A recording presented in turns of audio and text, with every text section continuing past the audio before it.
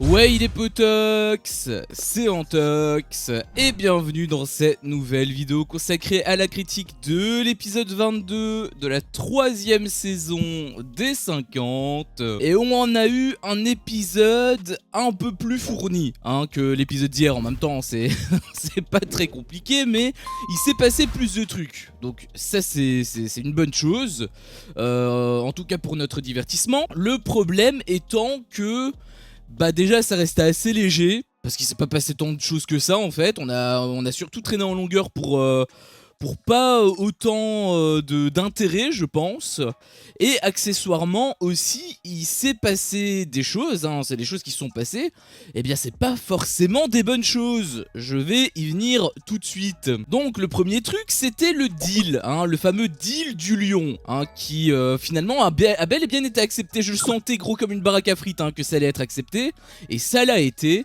Donc Mai-san est éliminée, ou en tout cas elle est partie. Est-ce que c'est une élimination ou pas, tu es seul juge je pense, mais voilà, pour moi c'est clair, net, et à 100%, en plus il n'y a pas de doute possible. Pour moi c'est juste un départ déguisé. Je sais pas pourquoi elle a voulu partir, je sais pas si c'est un abandon parce qu'elle est saoulée de peut-être du déséquilibre du jeu, peut-être qu'elle a envie de retourner avec son mec, donc avec Emin. C'était une théorie que j'avais vue. Une autre théorie c'est que tout simplement elle a un tournage, un autre tournage qui est proposé, étant donné que il a plus grand chose à jouer dans cette émission-ci. Eh bien c'est peut-être plus pertinent de changer. Je sais pas, je connais pas ses raisons, je pense qu'on les connaîtra jamais. Elle le dira jamais bien évidemment, parce qu'elle avait donné elle-même ses raisons. Elle avait dit qu'elle voulait pas être responsable de la cagnotte qui redescende à 0€. Ce qui est en soi sur le papier une bonne raison, ça on peut pas lui enlever, c'est une bonne raison. Sauf que si tu lis entre les lignes, tu sais qu'elle voulait juste abandonner en fait. Tu sais que c'est un départ déguisé en fait. Elle avait dit textuellement « Je veux pas prendre le risque de faire perdre de l'argent à l'un de mes abonnés ». Mais ça c'est quand même... Je sais pas si tu te rends compte du niveau de manipulation de cette phrase, parce que cette phrase, elle est complètement stupide. Je ne veux pas prendre le risque de faire perdre de l'argent à l'un de mes abonnés, sauf que ces abonnés ont voté pour elle. Et donc, si ils ont voté pour elle et qu'elle est éliminée, combien ils vont percevoir d'argent, tu penses? Est-ce que tu penses qu'il peut avoir un gagnant? Parce que c'est un seul gagnant, c'est pas mes abonnés, c'est un de mes abonnés. Et donc cet abonné qui est tiré au sort bien évidemment, il est tiré au sort à partir de quel moment? À partir du moment où le candidat en question gagne, on est d'accord? Donc si le candidat gagne, là il y a un abonné qui a appelé et hop boum il récupère l'argent de la cagnotte. Mais si le candidat déjà ne va pas en finale, bah il a rien en fait. Donc en gros cette phrase qu'elle avait dit en interview, ça ne change absolument rien. Je veux que tu te rendes compte en fait de la débilité de cette phrase. Alors j'imagine qu'elle a dit ça voilà pour parce que voilà les moins futés vont être touchés. Oh c'est trop gentil de la part de Mai-san. Mais en réalité absolument pas. En réalité ça ne change strictement rien. C'est peut-être pour se donner une bonne image, c'est peut-être pour se... Je sais pas, pour... je pense que honnêtement que c'est pour se donner une bonne image, mais j'aurais aimé avoir la vraie raison. J'aurais aimé connaître, savoir pourquoi est-ce qu'elle veut réellement partir en fait. Sauf si c'est un truc, voilà, qu'il faut pas trop discuter, genre si c'est des trucs de drogue ou quoi, bon, on connaît, par rapport aux problèmes que Bassos rencontre. Voilà, je peux comprendre que la prod veut étouffer l'affaire. Mais si jamais c'est pas le cas, si c'est un départ traditionnel, pourquoi pas le montrer, tout simplement? Peut-être que ça aurait nu à son image, je sais pas. Donc voilà, la cagnotte a augmenté de 5000€. Alors c'est une très bonne chose pour la cagnotte. Mais encore une fois, je peux pas m'empêcher de penser au fait que la cagnotte, elle augmente très gratuitement.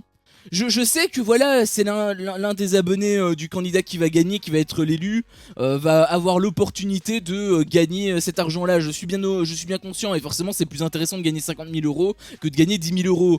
Je le sais ça, mais en réalité, il n'y a qu'une seule personne qui va être tirée. Une personne sur combien de téléspectateurs? Combien de centaines de milliers de téléspectateurs? J'irai pas jusqu'au million parce que je pense que l'émission elle a bien baissé en termes d'audience. Mais en termes de centaines de milliers de téléspectateurs, il n'y en a que un qui va être chopé. Donc le fait qu'il y ait cette cagnotte, le fait que cette cagnotte augmente, et si elle augmente difficilement, c'est une bonne chose pour les téléspectateurs. Et il y a beaucoup plus de téléspectateurs que de mecs qui gagnent, puisqu'il en a que un de mecs qui gagnent.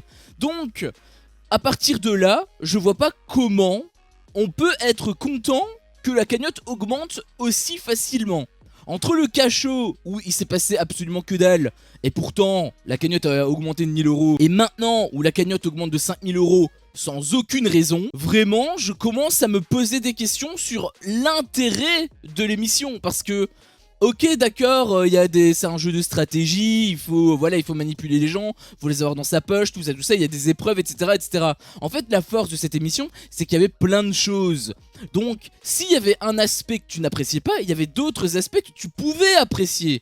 Parce que c'était assez éclectique, c'était assez polyvalent, c'était assez large en fait.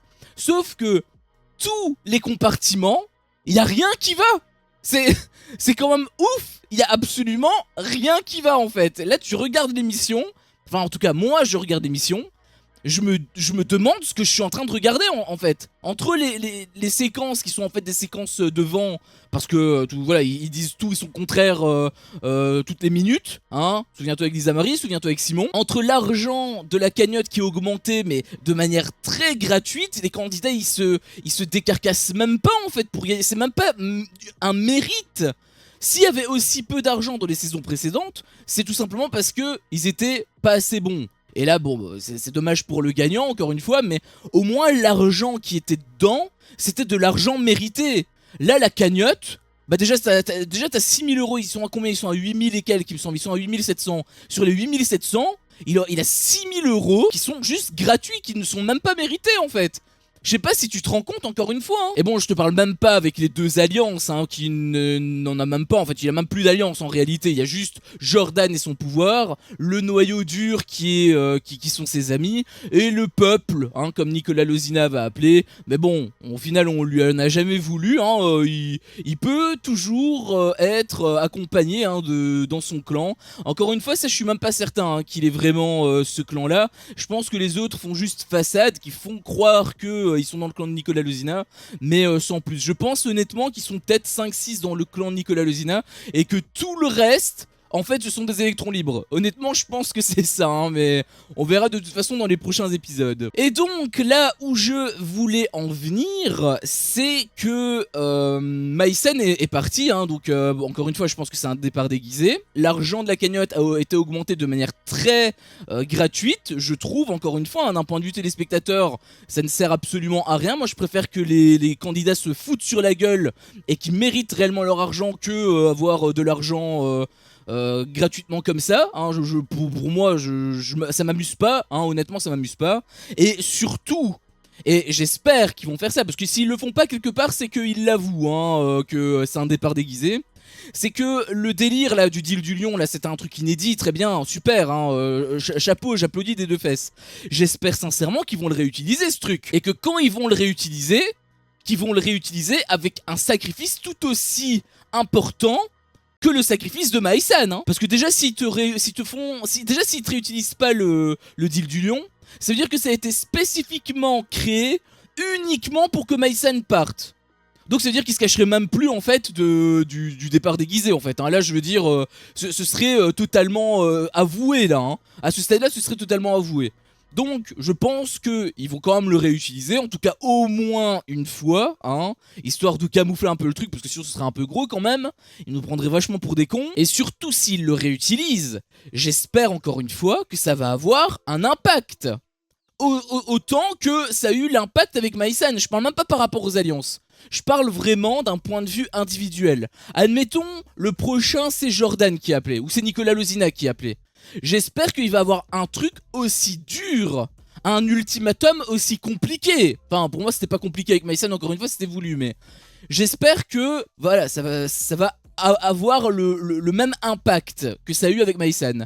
Je l'espère, parce que sinon ce serait quand même, je trouve encore une fois, une sacrée honte d'utiliser ce stratagème qui n'est même pas dissimulé en fait. Vraiment, ce serait, comme je te l'ai dit, carrément avoué. Par contre, un truc qui peut être excellent, s'ils réutilisent ça, je pense pas qu'ils vont faire ça malheureusement, parce qu'encore une fois c'était juste pour un départ déguisé, mais si ils réutilisent le deal du lion pour mettre des ultimatums assez intéressants, je te donne un exemple, Jordan doit perdre son pouvoir en échange de l'argent, par exemple, ça peut être un ultimatum intéressant. C'est pas forcément des éliminations, mais c'est des choses qui ont un impact réel sur les personnes.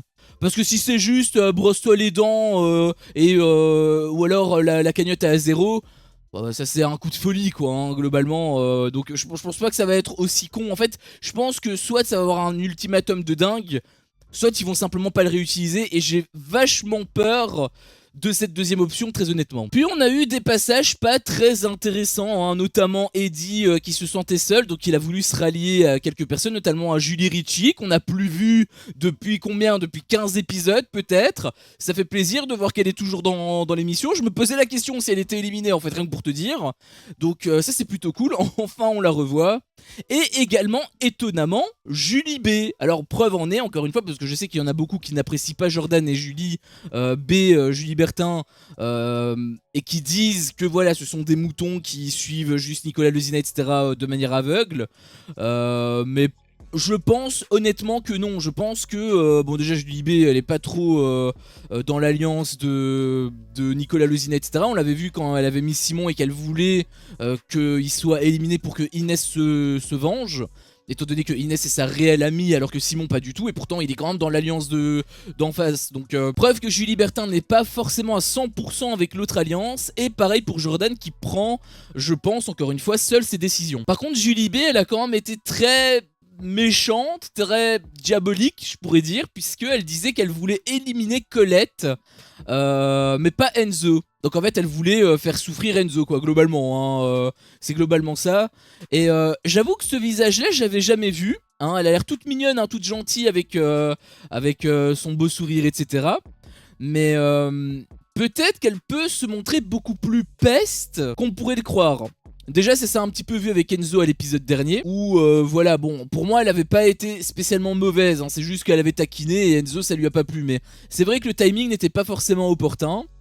Par contre là il y a plus de défense possible. Là elle a clairement avoué que elle voulait faire souffrir Enzo, parce que si elle élimine Colette avant Enzo, c'est qu'elle veut faire souffrir Enzo, puisqu'elle l'avait elle-même dit en fait, hein, qu'elle a envie d'éliminer Colette mais pas Enzo, donc tu sais pourquoi elle a envie de faire ça. Donc ça j'avoue que j'avais trouvé que c'était assez petit de sa part, je m'attendais pas à ce visage honnêtement pour elle.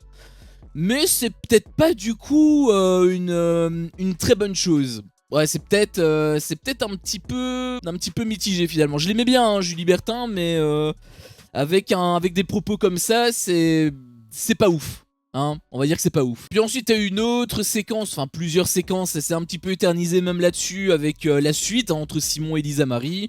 Alors apparemment il y a des jeux de regard, je sais pas, on voit pas, enfin si on les a vus mais c'était en train d'être dit, donc en réalité est-ce que c'était scénarisé ou pas, j'en ai strictement aucune idée. La seule chose que je peux te dire, enfin il y a deux choses que je peux te dire. La première c'est que je m'en bats les couilles. Voilà, c'est clair, parce que tout simplement on sait comment Lisa Marie est, hein, elle a fait le coup avec Kevin Gage, elle avait déjà fait le coup avec Simon dans les apprentis champions. En plus son excuse elle a absolument aucun sens, donc à partir de là je peux pas avoir d'empathie en fait pour cette action, hein, peut-être pas pour elle mais en tout cas pour cette action.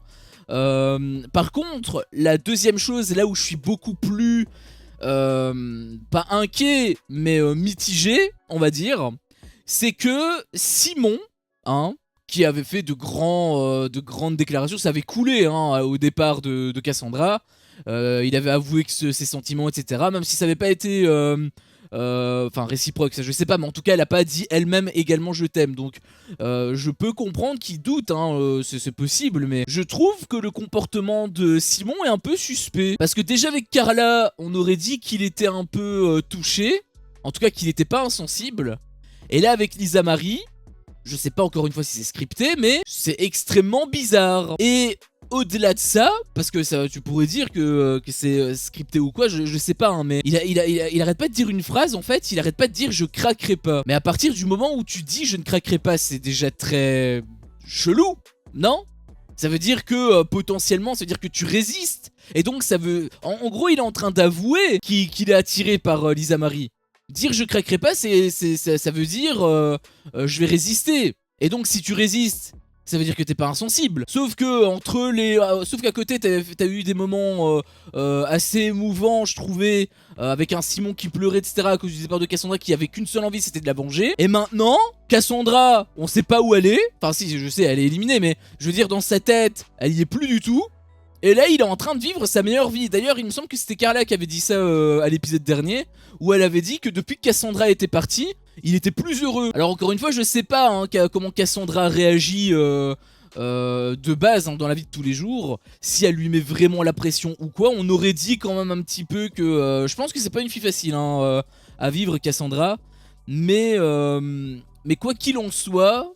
je trouve que c'est extrêmement pas bizarre, mais enfin je pourrais le comprendre hein, si jamais Cassandra est réellement comme ça. Mais dans ce cas-là, fais les choses proprement avec Cassandra, parce que là on dirait qu'il joue sur plusieurs tableaux en fait, et c'est trop bizarre. Enfin tu vas me dire c'est un petit peu comme d'habitude, c'est exactement comme dans les apprentis champions en fait hein. C'est tout pareil, il y avait entre Luana, Cassandra, Lisa Marie, on savait plus trop où donner de la tête. Eh bien c'est un remake en fait, c'est juste un remake, c'est pour ça que je dis que les émissions de télé-réalité ça commence un peu à me gonfler, c'est qu'on dirait qu'on regarde toujours la même chose en fait. Et à force c'est saoulant en fait. Et puis donc on a eu le passage le plus intéressant de l'épisode qui était malheureusement la plus courte hein, même si ça a été un petit peu traîné en longueur hein, je trouvais, je vais te détailler tout ça par après, mais donc c'est le fameux jeu numéro 5 qu'on a enfin eu. Alors quand même, j'arrête pas de pointer du doigt les défauts de l'émission. Il y a quand même un truc... Enfin, quand il y a des trucs bien qui se produisent, je le dis quand même, hein, je suis pas de mauvaise foi. Je peux accepter les trucs intéressants. Et là, en l'occurrence, c'était quand même assez pertinent, puisque t'as toujours des séquences de préparation hein, qui sont mis. Ça, c'est normal, c'est pour pas qu'il y ait une rupture temporelle aussi énorme, en tout cas un gros fossé, ce qui fait que tu te demandes ce qui se passe. Enfin, tu sais c'est quoi. En réalité, ils nous prennent pour des cons, parce que tu pourrais très bien couper ce moment, et on comprendrait très bien qu'en fait, ils sont au jeu, mais bon, bref, ils ont envie de montrer, ils montrent, ils font ça depuis le début. Par contre, là c'est quand même à mettre à leur crédit, puisque ça a duré que 1 minute. Ça a duré même moins d'1 minute, je pense. Alors qu'habituellement les séquences de préparation ça dure toujours 3-4 minutes. Entre les moments où ils parlent, ah oui faut pas se faire éliminer, ah oui moi j'aimerais bien éliminer un tel, enfin bref. Il y a toujours des séquences un petit peu inutiles, ce qui fait que ça rajoute du meublage, hein, du coup 3-4 minutes comme je te l'ai dit. Là en l'occurrence c'était pas le cas, ça a été beaucoup plus rapide, donc c'est quand même quelque chose à saluer je trouve. Je pense même que c'est une première en fait dans l'émission, hein, pour vous dire. Et donc le jeu en question c'était un jeu d'adresse, puisque tu avais une sorte de... Je sais pas comment ça s'appelle en fait, mais... en gros voilà c'est une sorte de bâton si tu veux, avec plein de ronds qui sont empilés les uns aux autres, et ils sont reliés à une sorte de... Je sais pas, je saurais même pas dire, mais c'est juste que les ronds ils sont décalés, et en gros le jeu c'était donc de mettre une main derrière, donc il fallait que tu joues qu'avec une seule main, et que tu arrives à déplacer ton truc, hein, tu secoues ta main pour que tous les ronds soient parfaitement alignés et tenir comme ça pendant quelques secondes. Ça c'était globalement le jeu, hein, il y avait 24 sauvés donc sur 29, j'avais compté 29 donc il me semble qu'on a 24 sur 29, ce qui signifie encore 5 éliminés, hein. Le lion il aime bien le chiffre 5 cette année. Par contre j'espère quand même pour lui qu'il va avoir plus que 2 petits éliminés. Alors déjà il a éliminé Jordan, hein, si jamais Jordan gagne, ce qui fait qu'ils seront plus que 4. J'espère qu'il y aura encore une fois un sauvé, parce que s'il y en a, bon déjà 2 pour moi c'est le minimum syndical, hein, pour qu'il y ait au moins une parité, une équité, hein, 50-50. Par contre si c'est plus que 2... bah limite, faites même plus d'élimination quoi, ça sert limite plus à rien en réalité. Et d'ailleurs ça aussi parce que t'avais le pouvoir de Jordan là qui lui dure jusqu'à la fin du jeu. Mais par contre le truc du gladiateur c'est que 3 épreuves, il a un problème d'équilibre là. Enfin déjà le problème d'équilibre était déjà là depuis bien longtemps, mais là je veux dire qu'il l'avoue ouvertement quelque part la prod. J'avais pas tilté au début, mais je commence à sentir un petit peu la couille arriver, ouais. Et donc pour parler du jeu, c'était un jeu sympa, c'était un jeu un peu divertissant, mais c'était assez redondant, j'avais trouvé, au début en tout cas, hein, parce que bah voilà, tu vois les candidats, enfin c'est pas, y a pas d'action, c'est un jeu d'adresse, donc forcément tu dois te mettre, c'est surtout de la concentration, y a pas vraiment d'action précise, c'est pas comme un match de foot où voilà, ça bouge tout le temps. Là, t'as tous les joueurs qui font exactement la même chose, et c'est pas un truc très palpitant. Donc au début voilà, c'était assez drôle, enfin c'était assez drôle, c'était assez intriguant parce que toi-même tu t'essayais de te demander comment est-ce que tu pourrais réussir. Mais sur la fin de cette première partie ça te saoulait, enfin en tout cas moi ça m'a saoulé, parce que voilà on commençait à se faire chier, enfin ça traînait un petit peu en longueur, voir 29 personnes faire la même chose. Voilà, c'est du copier-coller quoi, donc c'était pas très utile d'en montrer autant. Par contre, je dis vraiment que c'était au début, parce que par la suite, forcément, le jeu a commencé à agacer pas mal de monde. Je pense notamment à Simon, qui a pété un câble, et au moment où, voilà, tu voyais les joueurs qui commençaient à être hors d'eux, voilà, ils commençaient un petit peu à craquer, et donc ils commençaient à s'énerver, etc. Ça, c'était intéressant, là c'était vraiment... Enfin, pas intéressant, mais drôle, voilà. Là, c'était vraiment le côté divertissant, était vraiment... ressortait en fait énormément. À ce moment-là, donc, là, c'était intéressant. Mais il a fallu quand même attendre longtemps au montage, je veux dire, pour avoir ça. Ils auraient pu couper quand même bien plus tôt. Ça aurait été pas plus mal. D'autant plus que, et c'est là où l'épisode, bah pour moi, encore une fois, c'est une honte. Hein, parce qu'on a eu quoi concrètement? On a eu la réponse du deal du lion. Bon, c'était le cliffhanger de l'épisode dernier. Donc on est resté longtemps d'ailleurs hein, sur cette séquence. Parce qu'il y a eu forcément le départ de Maïsan. Donc bah, elle a dû préparer ses affaires, elle a dû faire ses adieux. Enfin bref, on est resté quand même longtemps sur cette séquence. Hein, alors qu'on savait qu'elle allait partir à la première seconde. Donc vraiment pas cool pour ça déjà d'une part. Bon je te coupe hein, toutes les séquences entre eux qui n'étaient pas spécialement très intéressantes. Mais ensuite on a eu le jeu où on est resté également un petit moment. Et en fait on connaît même pas le nom des éliminés. Je sais pas si tu te rends compte de la lenteur que c'est en fait hein. On a eu le deal du lion. Enfin la conclusion plutôt, parce que ça avait été setup à l'épisode dernier encore une fois. Donc on a eu la conclusion du deal du lion. Et on a eu le jeu. Enfin le début en tout cas du jeu. Sur un épisode entier. C'est maigre quand même hein, je trouve. Enfin je sais pas si vous en êtes satisfait, mais... Donc voilà, hein, qui sera sauvé? Bah ça il va falloir attendre demain. Donc c'est bien chiant. Faut s'attendre aussi à ce que demain l'épisode soit un peu du même acabit que cet épisode-ci. C'est-à-dire qu'on va avoir la fin du jeu, on va avoir les éliminations, c'est tout. J'espère vraiment qu'on va avoir beaucoup d'éliminés, parce que s'il n'y a pas beaucoup d'éliminés, ça veut dire qu'il n'y a pas beaucoup de dilemmes, ça veut dire qu'il n'y aura pas beaucoup de disputes, de discord en tout cas, et ça risque d'être un épisode extrêmement plat. Encore une fois, ça va dépendre aussi des candidats bien sûr, hein. Si c'est Nicolas Lozina, Alex, Kevin Gage et Jordan, forcément même si tu as un seul éliminé ce serait déjà énorme. Mais je suis pas certain, enfin on connaît pas le nom encore une fois, on sait juste qu'il y en a quelques-uns, genre il y a Hilary, il y a Joseph, il y avait Inès également il me semble dedans, il y avait Sacha aussi qui avait été sauvé. Mais c'est tout, hein, on en a eu que quelques-uns donc on n'a pas tout eu. Donc il en reste encore pas mal sur le papier, à voir comment ça va se passer. Je pense quand même, je mets une petite pièce sur le fait que Julie Bertin elle se sauve. Parce que voilà, la fin d'épisode te montrait une Julie Bertin qui était en train d'abandonner. Et en règle générale, au montage, c'est l'inverse qui se passe. On te montre quelque chose, on te focalise là-dessus pour te montrer l'inverse juste après. En règle générale, c'est comme ça que ça se passe. Donc, je mettrai quand même une petite pièce sur le fait que Julie Bertin va être sauvée. Mais du coup, qu'en est-il du reste? Bah, j'en ai strictement aucune idée. De toute façon, avec 24 sauvés, la probabilité que l'alliance de Nicolas Lozina en prenne un coup, bah, elle est extrêmement faible. Donc, à voir, va falloir attendre demain. Mais c'est quand même triste de devoir attendre demain pour un jeu que, enfin, il s'est rien passé encore une fois dans l'épisode, hein, donc c'est pas fameux. Ouais, bref, c'était mon avis sur cet épisode. Si mon contenu te plaît, fais-le moi savoir en me laissant un énorme pouce bleu. À chaque fois que je vois ça, je vois que mon contenu plaît et donc moi ça me motive à continuer. Si t'es pas encore un peu tox, qu'est-ce que tu attends pour me défoncer ce gros bouton rouge? N'hésite pas à activer la cloche pour ne rien louper et je te dis à la prochaine pour une prochaine vidéo. Ciao.